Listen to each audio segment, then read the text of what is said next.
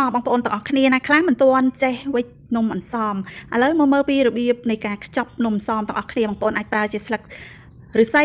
ស្លឹកចេកស្លឹកសាគូក៏បានដែរបងប្អូនហើយនំនេះគឺខ្ញុំខ្ចប់ដោយស្លឹកឫស្សីបងប្អូនដាក់3សន្លឹកចឹងមកក្រាលបន្ទាប់គ្នាបន្ទាប់មកដាក់អង្ករហើយយើងដាក់សណ្ដែកបន្ទាប់ពីដាក់សណ្ដែករួចយើងដាក់ស្នូលសាច់ជ្រូក3ជាន់ក៏បានខ្លាញ់សុតក៏បានសាច់សុតក៏បានស្រេចតែចំណូលចិត្តរបស់បងប្អូនបន្ទាប់ពីដាក់សាច់ជ្រូកហើយយើងដាក់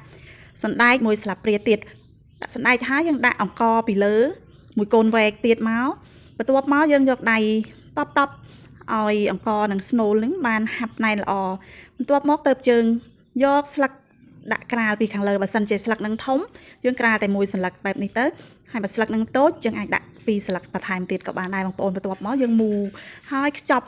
រៀបចំវាឲ្យមានជាជ្រុងជ្រោយចឹងមកបន្ទាប់មកយើងបត់ទៅខាងក្រោមបន្ទាប់ពីបត់ហើយយើងបង្វិល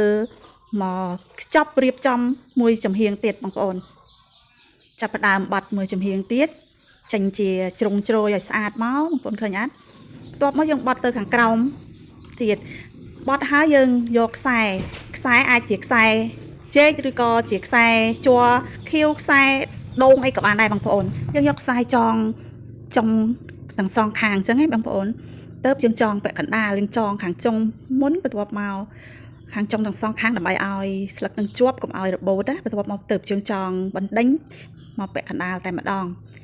បងប្អូនសង្ឃឹមថាមើលវីដេអូនេះហើយបងប្អូននឹងចេះខ្ចប់នំសមខែភ្ជុំហ្នឹងបើសិនជាខែភ្ជុំវិញបងប្អូនទាំងអស់គ្នាមិនថាបុរសឬក៏ស្ត្រីទេ